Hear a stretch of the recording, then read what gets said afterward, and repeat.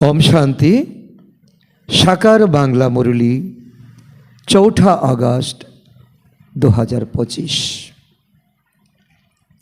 आज के बाबा बोलेছেন मिष्टि बाच्चारा बाबा एसेছেন তোমাদেরকে किंग अफ फ्लावर अर्थात फुलेर राजा बनाते সেই জন্য বিকারের কোনো দুর্গন্ধ যেন তোমাদের মধ্যে না থাকে।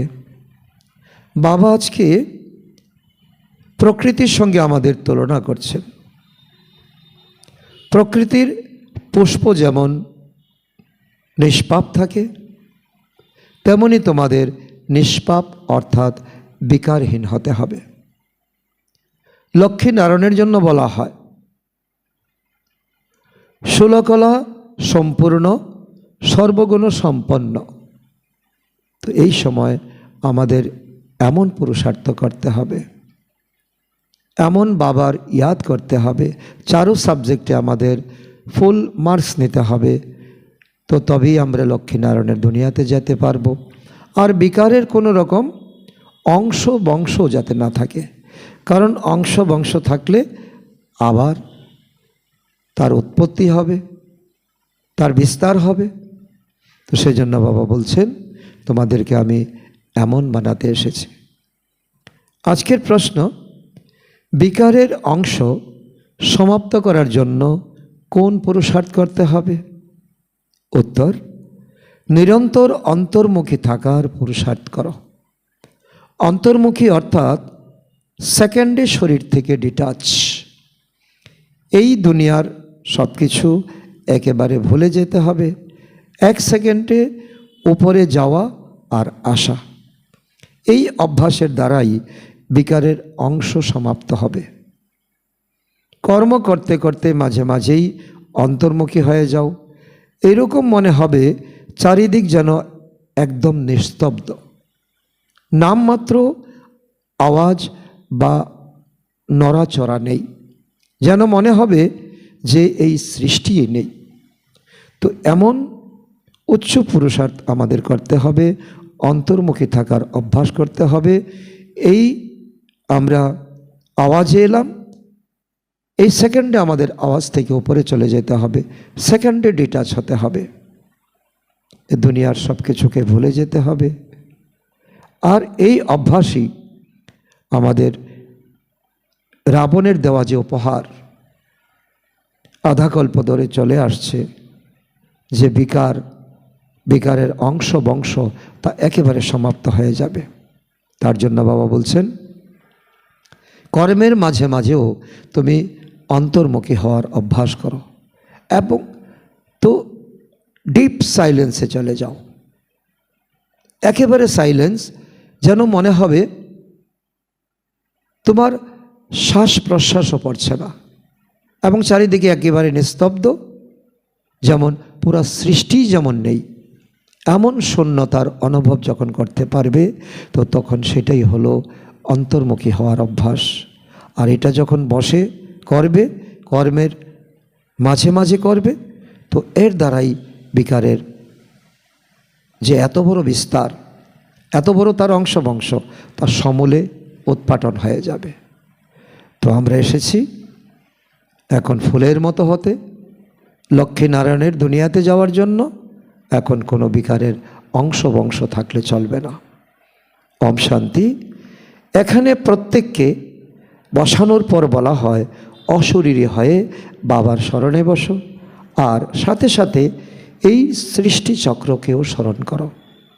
মানুষ 84 চক্রকে বুঝতে পারে না, শুধু ভক্তি করছেই করছে, একেবারেই কিছু জানে না যে 84 বার এই জন্ম মৃত্যুর চক্রে এসেছে, সেই বোঝার জন্য এখানে আসবে। তো বাবা সেই স্মৃতি আমাদেরকে দিচ্ছেন, তোমাদেরকে এটাই স্মরণ করতে হবে, একই সদর্শন চক্র বলা হয়, যার দ্বারা আসরিক চিন্তা ভাবনা একেবারে সমাপ্ত হয়ে যায়। তুমি অন্তর্মুখী হয়ে যাবে, দিব্য গুণকে চিন্তা করবে। এরকম নয় যে কোনো অসুর বসে আছে তো যার গলা কেটে যাবে, সদর্শন চক্র এটা নয়। মানুষ সুদর্শন চক্রেরও অর্থ বুঝতে পারে না, উল্টা অর্থ দিয়েছে, হিংসক বানিয়েছে। দেবতারা কখনো হিংসক হতে পারে? এই জ্ঞান বাচ্চারা তোমাদের এখানেই প্রাপ্ত হয়। গৃহস্থ ব্যবহারে কমল ফুলের সমান থেকে পবিত্র হও। এই গৃহস্থ ব্যবহারে তোমাদের জন্য আদর্শ স্থান। এখানে পরীক্ষা থাকবে, চড়াই থাকবে, উতরাই থাকবে, একবার নেমে যাবে, একবার উঠবে। ভগবান উবাচ, তাই না? তোমরা গৃহস্থীরাই হবে সত্যযুগের রাজা রানী, কারণ সত্যযুগে থাকবে গৃহস্থ ব্যবহার, পবিত্র গৃহস্থ ব্যবহার। আর এখন হয়ে গেছে তোমাদের অপবিত্র গৃহস্থ ব্যবহার। তো এই এক জন্ম পবিত্র হলে ভবিষ্যতের 21 জন্ম তোমরা পবিত্র দুনিয়ার মালিক হতে পারবে। সত্যযুগকে কি বলা হয়? শিবালয় বলা হয়। কলিযুগকে তার উল্টো বেশ্যালয়। এই দুনিয়া পরিবর্তন হতে থাকে, চক্রবৎ পরিবর্তনতে সুখানিচ দুঃখানিচ। যেমন রাতের পরে দিন, দিনের পরে আবার রাত, ঠিক তেমনি সুখের পরে দুঃখ। ভারতেরই কথা বলা হয়েছে, তোমরা অন্যদের কথায় কর্ণপাত করো না। তারা বলে জন্তু জানোয়ারের কি হবে? আসলে তার অর্থ মানুষ জানে না, আর তার সদুত্তরও দিতে পারে না। আর জন্তু জানোয়ারের বৃত্তিকে তো আমরা মানুষ খারাপ করে দিয়েছি। আমাদের মানুষের মনে যখন হিংসা বিকার আসলো, অটোমেটিক জন্তু জানোয়ারের মধ্যেও হিংসা বিকার এসেছে। তার আগে কি ছিল? সত্যযুগে ছিলই না। অন্যান্য ধর্মগুলি কি হবে এমনও মানুষ বলে। তো বলো, প্রথমে তো নিজেকে বোঝো, পরে অন্যদের কথা ভাববে। ভারতবাসীরাই নিজের ধর্মকে ভুলে দুঃখী হয়ে গেছে। ভারতেই আহ্বান করে, তুমি মাতা পিতা, তুমি বন্ধু সখা, তুমি সাজন সদ্গুরু শিক্ষক। তো এত সম্বন্ধে এই ভারতেই পরমাত্মার সঙ্গে বার্তালাপ করে।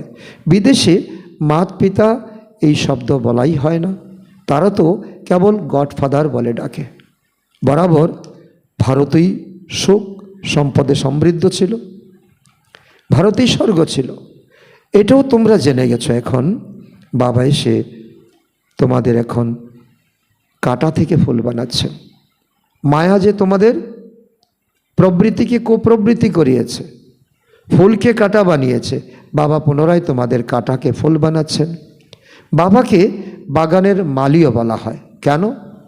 তোমরা বলেছিলে না যে এসে হে পতিত পাবন, এসে আমাদেরকে পাবন বানাও। আবার এটাও বলেছ কাঁটা থেকে আমাদেরকে ফুল বানাও। তোমরা জানো তোমাদের কত রকম সংকল্প চলে, বিকল্প চলে। তো এটাই তো কাঁটা। কাউকে হিংসা করা, কাউকে ঘৃণা করা, তো এটাই তো কাঁটা। তোমরা কি এমন ছিলে না? তো বাবা ফুলের বাগান বানাতে এসেছে, কিন্তু মায়া পুনরায় কাঁটার জঙ্গল বানিয়ে দেয়।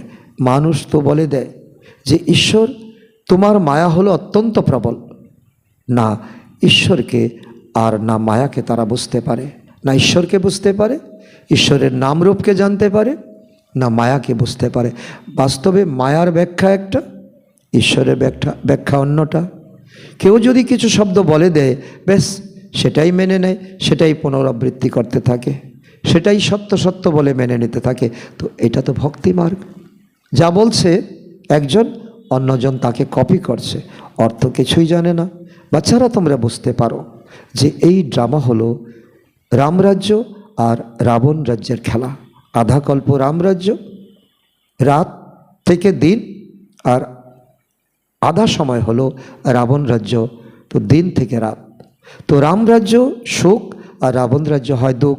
তো এখানকারই কথা, এই পৃথিবীরই কথা। এখানেই স্বর্গ ছিল, এখানেই এখন নরক হয়ে গেছে।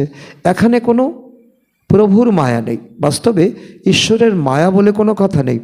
মায়া কাকে বলা হবে? 5 বিকার নারীর, 5 বিকার পুরুষের। তো সেই জন্য রাবণের 10 মাথা দেখানো হয়, যাকে রাবণ বলা যায়, আর বৎসর বৎসর তাকে জ্বালানো হয়। এছাড়া মানুষ তো পুনর্জন্ম নিয়ে 84 চক্রতে আসে। এই সত্য কথা এখন পরমপিতা পরমাত্মা এসে বলছেন। শতগুণী থেকে তমপ্রদান তো হতেই হবে। ধীরে ধীরে 84 সিঁড়ি নেমে নেমে এখন একেবারে তমপ্রধান হয়ে গেছে। তার মনুষ্যত্ব নেই, বিবেক নেই, বুদ্ধি নেই, সব তমপ্রধান হয়ে গেছে। তো এই সময় সবাই বিকারের দ্বারা জন্মগ্রহণ করে, এই জন্য বিকারি দুনিয়া বলা হয়। তো নামও আছে না, পতের দুনিয়া আর পাবন দুনিয়া, অর্থাৎ পুরানো দুনিয়া থেকে নতুন দুনিয়া কিভাবে হয় এটাই তো বোঝার জন্য সাধারণ বিষয়। এতটুকু বুঝলে তোমার জীবন চমৎকার হয়ে যাবে। নতুন দুনিয়ায় প্রথমে স্বর্গ ছিল, বাচ্চারা এও জানে যে স্বর্গের স্থাপনা যিনি করেন তিনি হলেন পরমপিতা পরমাত্মা।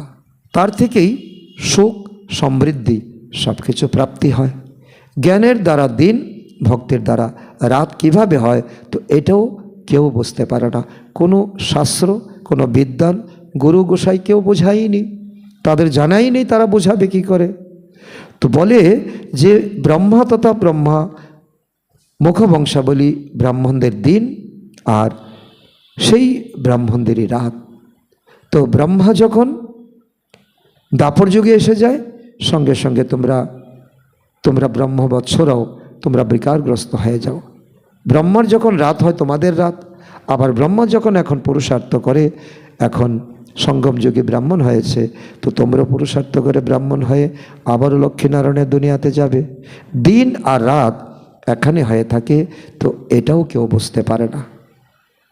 প্রজাপিতা ব্রহ্মার রাত, তো অবশ্যই ব্রহ্মা মুখবংশাবলী ব্রাহ্মণদেরও রাত হবে।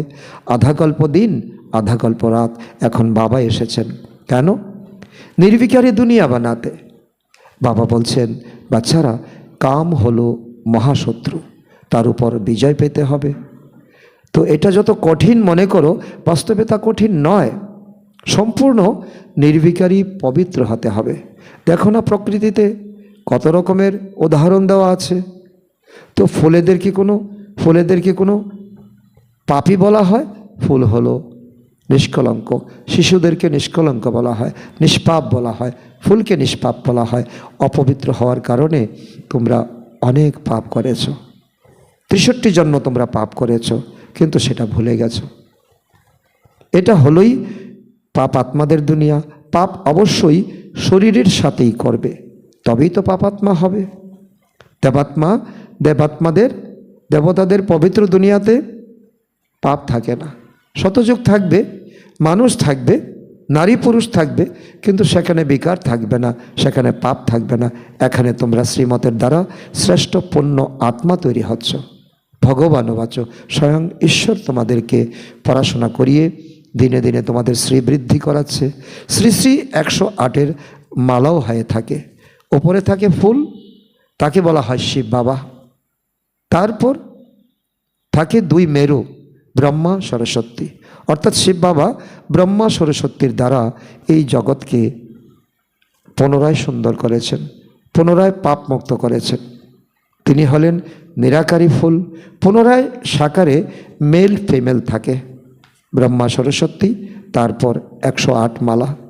তো তাদেরও মালা তৈরি হয় শিব বাবার দ্বারা, ওনারা পূজ্য এবং স্মরণযোগ্য হয়। এই যে মালা, তার অর্থই হলো যে ভক্তরা হাতে নিয়ে নাম জপ করতে থাকে আর একটা একটা মালা গুনতে থাকে।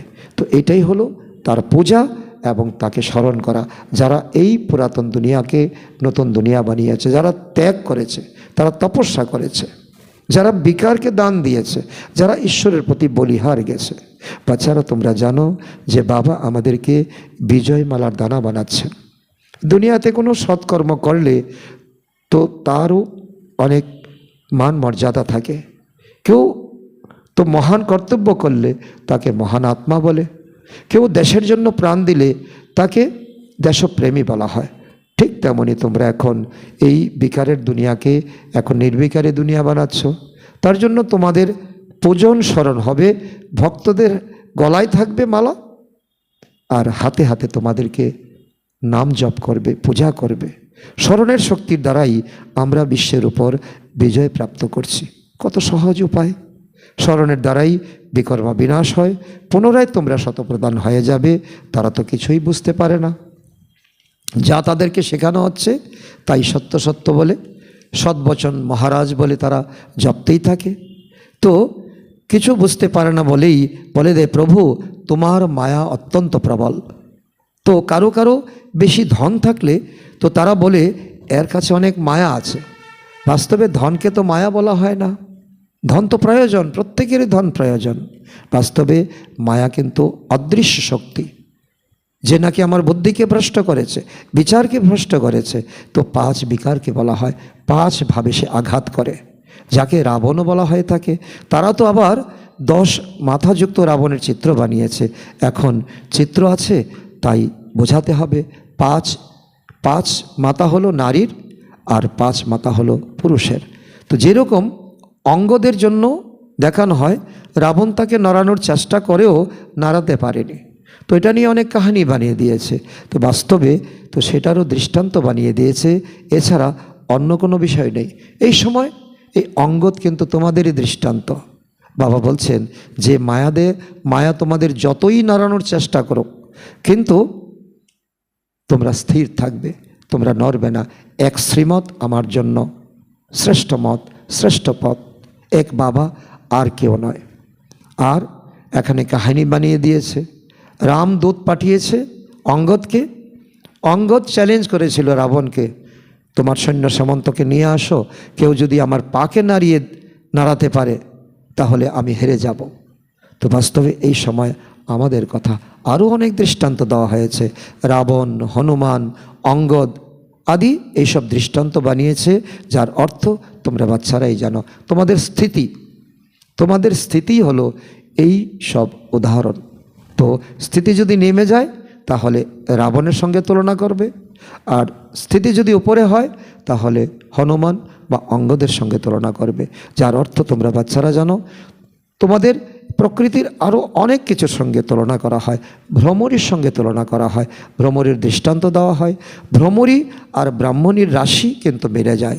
তোমরা 20টার পোকাকে জ্ঞান যোগের ভো করে পতিত থেকে পবিত্র বানাও, বাবাকে স্মরণ করো, তাহলেই শতপ্রধান হয়ে যাবে।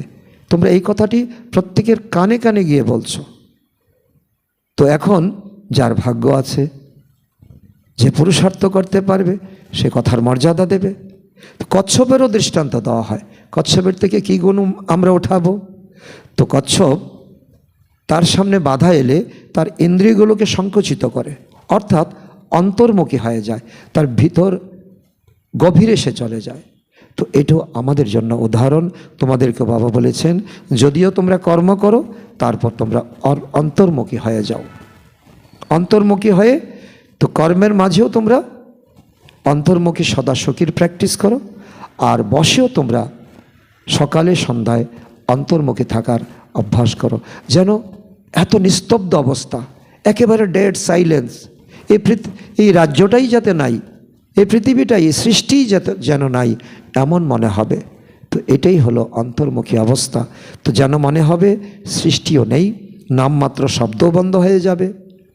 গাড়ি চলছে, আওয়াজ হচ্ছে, কিন্তু তুমি শুনতে পাবে না। তো পরম পিতার প্রেমে তুমি এতটাই গভীরে যাবে, তুমি কান থাকা সত্ত্বেও কোনো শব্দ তোমার প্রবেশ করবে না, কোনো ডিস্টার্ব করবে না। ভক্তিমার্গে বহির্মুখী হয়ে গিয়েছিলে, তো গান গাওয়া, এই করা ওই করা, পূজা যজ্ঞ তপ জপ করা, কত হাঙ্গামা, কত খরচা হয় দেখো, তো কত মেলা লাগে। বাবা বলেন এইসব ছেড়ে অন্তর্মুখী হয়ে যাও, যেন মনে হবে এই সৃষ্টি নেই। নিজেকে দেখো, আমি যোগ্য হতে পেরেছি কি? কোনো বিকার বিরক্ত করছে না তো? আমি বাবাকে স্মরণ করছি কি? তো এই 3টা প্রশ্ন নিজেকে করো। যদি উত্তর হ্যাঁ হয় তাহলে বুঝবে তুমি উপরের দিকে উঠছো, আর যদি না হয় তাহলে তাকে চেঞ্জ করতে হবে, পরিবর্তন করতে হবে। বাবা যিনি বিশ্বের মালিক বানাচ্ছেন, এরকম বাবাকে দিন রাত স্মরণ করতে হবে। আমি হলাম আত্মা, তিনি হলেন আমাদের বাবা। এই সম্বন্ধ যেমন জলকে কাটা যায় না, তো বাবা এবং সন্তানের সম্বন্ধ এমন অবিচ্ছেদ্য থাকা চাই। মনের মধ্যে যেন এটাই চলতে থাকে, আমরা এখন নতুন দুনিয়ার ফুল তৈরি হচ্ছি, রাজার মতো ফুল তৈরি হলে রাজার মতো, গোলাপের মতো তৈরি হও। আকন্দ বা টগর ফুল হবে না, তাদেরকে কেউ ভালোবাসে না। আমাকে তো অবশ্যই কিং অফ ফ্লাওয়ার, অবশ্যই সুগন্ধি ফুল হতে হবে, যার শোভাও সুন্দর, যার সুগন্ধ অনেক বেশি, কোনো প্রকারের দুর্গন্ধ যেন না থাকে। খারাপ চিন্তা সব বের করে দিতে হবে। তোমার যত ব্যর্থ চিন্তা, অপ্রয়োজনীয় চিন্তা সব বের করে দিতে হবে। মায়ার তুফান দেখবে নিচে নামানোর জন্য অনেক আসবে, কর্ম ইন্দ্রিয়ের দ্বারা কোনো বিকর্ম করবে না, এটাই তোমার প্রতিজ্ঞা। এইভাবে নিজেকে পাকাপোক্ত করতে হবে, নিজেকে শুধরাতে হবে। কোনো দেহধারীকে আমি স্মরণ করবই না। বাবা বলেন, নিজেকে আত্মা মনে করে আমাকে স্মরণ করো, আমি তোমার পিতা। শরীর নির্বাহের জন্য কর্ম কিন্তু তোমাকে করতে হবে। তোমাকে ঘর ছেড়ে জঙ্গলে গেলে চলবে না। সন্তানাদিদের, পরিবারদের লালন করতে হবে, তার মধ্যেও সময় বের করতে হবে। খাবার খাওয়ার সময় বাবার মহিমা করতে থাকো। আমার কত ভাগ্য, আজকে ভগবান আমার জন্য কত সুন্দর খাবার তৈরি করে রেখেছেন, আজকে আমার এটাই ভাগ্য ছিল। তো যত ঈশ্বরের স্মরণ তার মধ্যে দেবে, যেমন খাবার বানাতে তার মধ্যে অনেক মশলাপাতি দেওয়া হয়, ঠিক ঈশ্বরের স্মরণও যদি তার মধ্যে দাও তো সে যেন অমৃত হয়ে যাবে।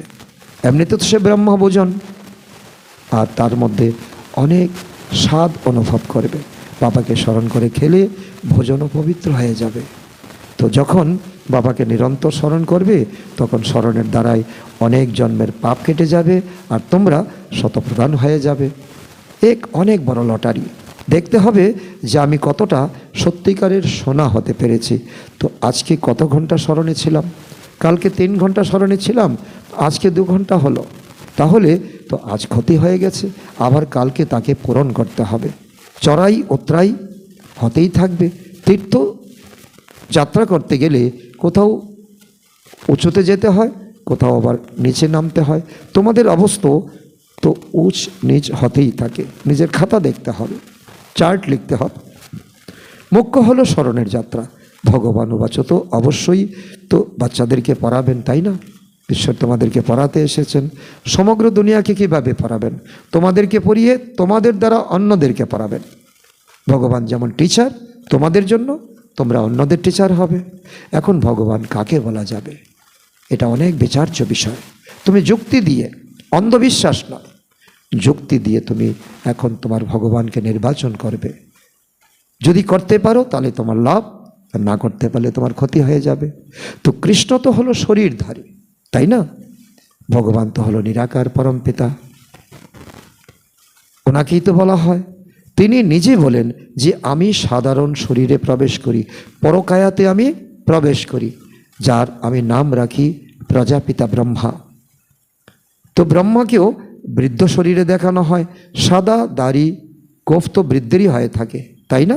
অনুভবী রথ অবশ্যই চাই। ছোট রথে কি তিনি প্রবেশ করবেন? তিনি নিজেই বলেন যে আমাকে কেউ জানে না, জানলে তো এসে সবাই ভিড় করবে। তিনি হলেন সুপ্রিম গডফাদার বা সুপ্রিম সোল।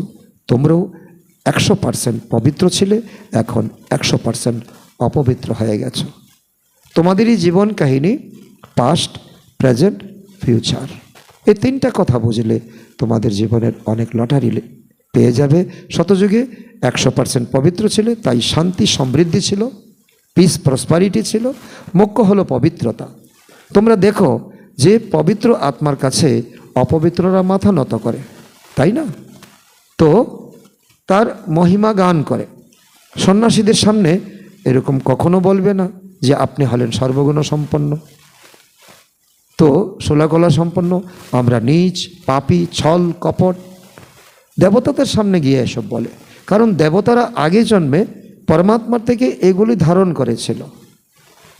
16 কলা সম্পন্ন, সর্বগুণ সম্পূর্ণ। তো বাবা বুঝিয়েছেন যে কুমারীকে সবাই কিন্তু প্রণাম করে, কিন্তু বিয়ে করার পর সেই কুমারী গিয়ে সকলের কাছে মাথা নত করে, কেননা সে ভিখারি হয়ে যায়। এখন বাবা বলছেন তোমরা নির্বিকারী হলে আধা কল্প নির্বিকারই থাকবে, শতযুগ, ত্রেতা যুগ, 2500 বৎসর। তো এখন 5 বিকারের রাজ্য সমাপ্ত হয়ে যায়। এটা হলো মৃত্যুলোক, সেটা হলো অমর লোক। এখন তোমাদের আত্মাদের জ্ঞানের 3য় নেত্র প্রাপ্ত হয়েছে। বাবাই প্রদান করেন দিব্য নেত্র, যার দ্বারা তোমরা অনেক নিজের উন্নতি করতে পারবে। কপালে তিলকও তো দেন, ভক্তরা তো কপালে অনেক প্রকারের তিলক দেন, কেউ লম্বাভাবে, কেউ তো তো উল্টোভাবে দেন। এখন আত্মাদের জ্ঞান প্রাপ্ত হচ্ছে কিসের জন্য? তোমরা নিজেরাই নিজেকে রাজ তিলক দাও। হ্যাঁ, আমি বিশ্বের মালিক ছিলাম, আমি বিজয়ী আত্মা ছিলাম, এখন 5 বিকারকে দমন করে আমি ফুলের রাজা হয়ে সম্পূর্ণ বিকার এখানে পদদলিত করে আমি এখন নিজেকে নিজে রাজ তিলক দিচ্ছি। তো যেরকম ব্যারিস্টার যারা পড়ে তারা পড়াশোনা করে নিজেরাই নিজেকে ব্যারিস্টারের তিলক দিয়ে দেয়, পড়লেই তিলক প্রাপ্ত হবে, আশীর্বাদের দ্বারা কিছু হবে না। পড়াশোনা করলে না, আর টিচার আশীর্বাদ করলে কি হবে? তারপর তো সকলের উপরেই টিচার কৃপা করেন, সবাই পাস হয়ে যায়। তো এটা তো সিস্টেম হতে পারে না। টিচার পড়াবেন, স্টুডেন্ট গিয়ে পরীক্ষা দেবে। বাচ্চাদেরকে নিজেদেরকে রাজ তিলক দিতে হবে। বাবাকে স্মরণ করলে তবেই তো বিকর্ম বিনাশ হবে। আর চক্রকে স্মরণ করলে, স্বদর্শন করলে তোমরা চক্রবর্তী মহারাজা মহারানী হয়ে যাবে।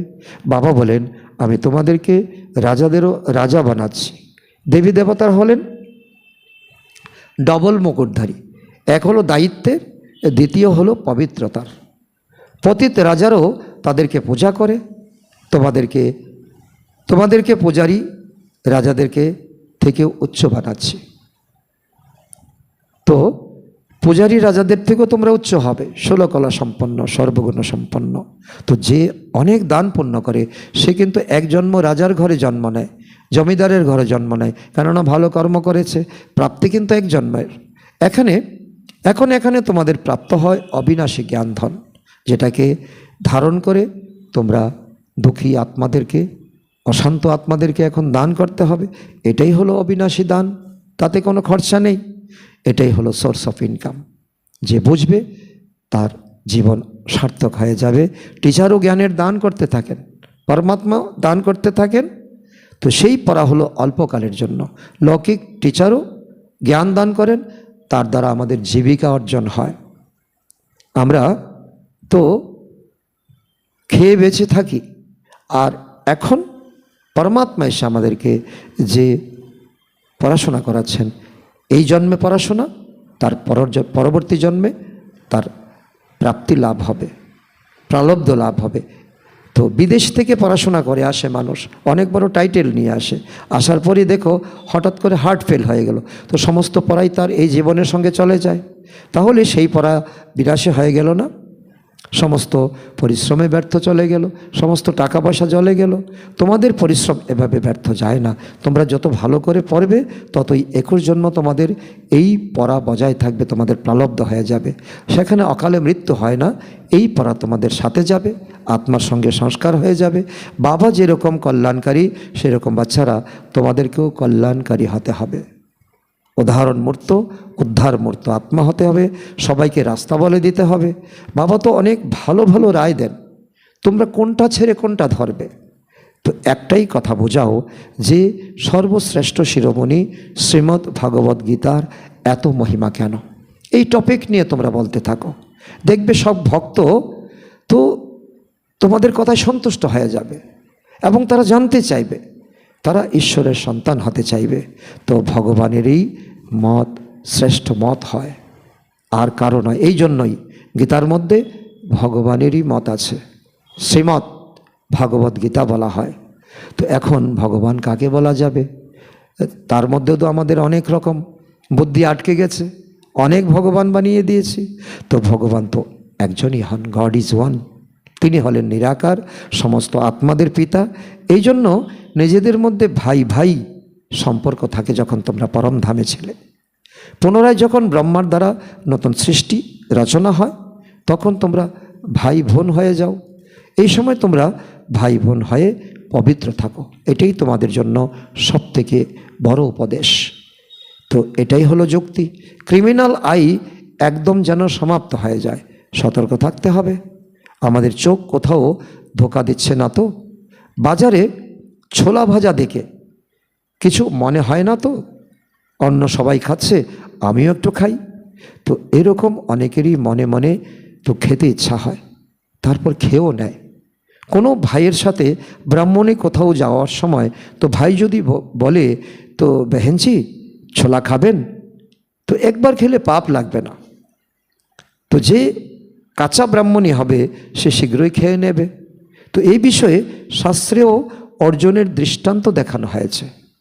অর্জন মানে যিনি অর্জন করেন, একজনের থেকে একজনকে আমি সখা বলেছি, তাকেই মেনেছি, আর আমি কাউকে মানব না। তো এই জন্যই এখন এই অর্জন হওয়ার কোয়ালিটি আমাদের মধ্যে থাকতে হবে। এক ঈশ্বর পরমপিতা যা বলছেন তাকেই শুনব, অন্য কাউকে দেহদারিকে শুনব না। এই সমস্ত গল্প বাস্তবে মনোরঞ্জনমূলক বসে বানানো হয়েছে, কিন্তু সবই হলো এই সময়কার কথা, তোমাদেরই কথা। তোমরা সবাই হলে সীতা, তোমাদেরকে বাবা বলেছেন যে এক বাবাকে স্মরণ করো, তাহলেই পাপ বিনাশ হয়ে যাবে। এটা ছাড়া তো আর অন্য কিছু কথা নেই। এখন তোমরা বুঝতে পেরেছ যে রাবণ বাস্তবে কোনো মানুষ নয়, তার 10 মাথাও ছিল না, এটা ভক্তিতে বসে বসে বানিয়েছে। কোথাকার উদাহরণ কোথায় নিয়ে দিয়েছে। যখন বিকার প্রবেশ হয় তখনই রাবণ সম্প্রদায় বলা হয়। যেরকম কেউ কেউ এমন কাজ করে যে তাকে বলা হয় তুমি তো একদম অসুর হয়ে গেছো, তো চালচলন অসুর হয়ে গেছে, চালচলন অসুর হয়ে গেছে। তো অসুরের মতো তার সেঙ্কি বেরিয়েছে, অসুরের মতো তার তো ভয়ানক তো চেহারা কি হয়ে গেছে? মোটেও হয়নি, তার আচরণ হয়ে গেছে। তো ভিখারি বাচ্চাকে বলো যে তুমি তো কুল কলঙ্কিত করেছ। তো এখানে পুনরায় অসীম জগতের বাবা বলছেন তোমাদেরকে আমি কালো থেকে গোরা বানাতে আসি, শাম থেকে সুন্দর। পুনরায় তোমরা কালো মুখ কেন করে ফেলো? প্রতিজ্ঞা করেও পুনরায় তোমরা ভিখারি হয়ে যাও, কালোর থেকেও কালো হয়ে যাও। এই জন্য তোমাদেরকে পাথর বুদ্ধি বলা হয়। তো পুনরায় এখন তোমরা পারস বুদ্ধি তৈরি হচ্ছ। এখন ধীরে ধীরে ধীরে ধীরে তোমাদের উন্নতির কলা হচ্ছে। তোমাদের এখন উন্নতি উন্নতি। বাবাকে চেনা আর বিশ্বের মালিক হওয়া সংশয়ের কথা তো হতেই পারে না। বাবা হলেন হ্যাভেনলি গডফাদার। তো তাই অবশ্যই কি দেবেন? হ্যাভেন উপহার দেবেন, স্বর্গ উপহার দেবেন। বাচ্চাদের জন্য নিয়ে এসেছেন হাতে করে। তো শিব জয়ন্তী তোমরা মানাও, সেখানে কি কি হয়? তো ব্রত আদি রাখে। বাস্তবে ব্রত রাখতে হবে বিকারের। চোখ যাতে আমার ধোকা না দেয়, কর্ম ইন্দ্রিয় যাতে কোনো পাপ কর্ম না করে। বিকারে তোমরা যেতে পারো না, কারণ তোমরা এখন প্রকৃত ব্রাহ্মণ হয়েছ। এর দ্বারাই তোমরা আদি মধ্য অন্ত দুঃখ পেয়েছ। যে একবার আগুনে হাত রাখলে, তো একটা ছোট্ট শিশুর যখন হাত পুড়ে সে কি কখনো দ্বিতীয়বার আগুনে হাত দেয়? আর তোমরা তো এখন জেনে গেছো যে এই বিকার তোমাদের আদি মধ্য অন্ত তোমাদেরকে জ্বালিয়ে পুড়িয়ে একেবারে কয়লা করে দিয়েছে। তো কেন এই আগুনে হাত দেবে? এখন এই এক জন্ম পবিত্র হও। পুরানো দুনিয়ার সামনে, পুরানো দুনিয়া তো দুনিয়ায় বিনাশ সামনে দাঁড়িয়ে আছে। তো এখন পুরানো দুনিয়া বিনাশও হবে, তো এর প্রতি লোভ কেন? তোমরা দেখবে যে ভারতে 9 লক্ষ আত্মা থাকবে, তো পুনরায় সব শান্ত হয়ে যাবে।